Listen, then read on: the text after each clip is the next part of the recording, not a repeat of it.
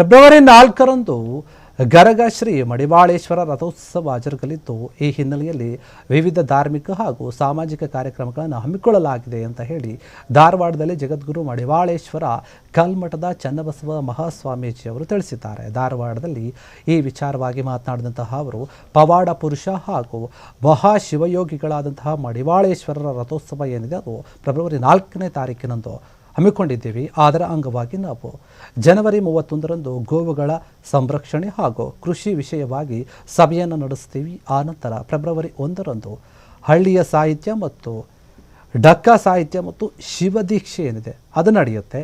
ಇದರ ಜೊತೆಗೆ ಸಾಮೂಹಿಕ ವಿವಾಹಗಳನ್ನು ಕೂಡ ನಡೆಸ್ತೀವಿ ಅಂತ ಸ್ವಾಮೀಜಿ ತಿಳಿಸಿದ್ದಾರೆ.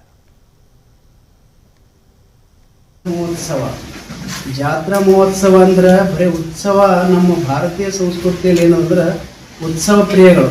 ಉತ್ಸವ ಜೊತೆನೆ ಆಧ್ಯಾತ್ಮಿಕ, ಧಾರ್ಮಿಕ, ಸಾಂಸ್ಕೃತಿಕ ಎಲ್ಲವೂ ಬೆಳಿಬೇಕು ಅಂತೇಳಿ ಈ ಸಲ 4 ದಿವಸ ವಿಶೇಷ ಧಾರ್ಮಿಕ ಸಭೆಯನ್ನು ಏರ್ಪಡಿಸಿದೆ.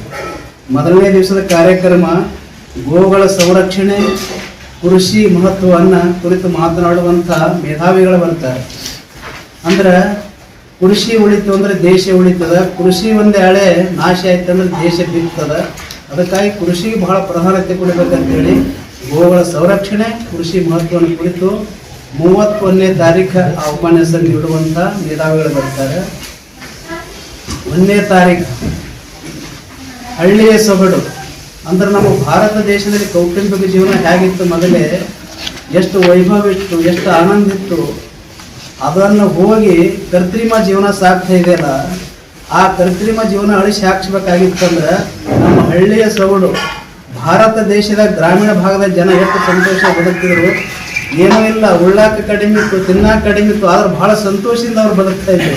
ಈಗ ಎಲ್ಲ ಇದ್ರೂ ಕೂಡ ಅಸಮಾಧಾನ ಯಾಕದ ಅಂದ್ರೆ ನಮ್ಮ ಭಾರತೀಯ ಪರಂಪರೆಯನ್ನು ಬಿಟ್ಟು ನಾವು ದೂರ ಸರಿಗಳು ಯಾವುದಕ್ಕೂ ಮಾರು ಹೋಗಿ ನಾವು ಅಶಾಂತಿ ಒಳಗಾಗ್ತೇವಲ್ಲ, ಮತ್ತೆ ಶಾಂತಿ ಪಡಿಬೇಕಾಗಿತ್ತು ಅಂದ್ರೆ ಏನು ಮಾಡೋದು? ಹಳ್ಳಿಯ ಸೊಗಡು ಅಂದ್ರೆ ನಮ್ಮ ಕೌಟುಂಬಿಕ ಜೀವನ ಪರಂಪರೆ ಹೇಗಿತ್ತು ಅದನ್ನು ಜಾನಪದ ಶೈಲಿಯಲ್ಲಿ ಹಾಡ್ತಾರೆ, ಹೇಳ್ತಾರೆ. ಅದು 1ನೇ ತಾರೀಕಿಗೆ ಜ್ಯೋತಿರ್ಲಿಂಗ ಸೀತೆಯವರು ಹೊಂದಕಟ್ಟೆ ಅಂತೇಳಿ.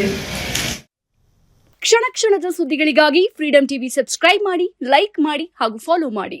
ಹೊಸ ಸುದ್ದಿಗಳ ನೋಟಿಫಿಕೇಶನ್ಗಾಗಿ ಬೆಲ್ ಐಕಾನ್ ಮೇಲೆ ಕ್ಲಿಕ್ ಮಾಡಿ.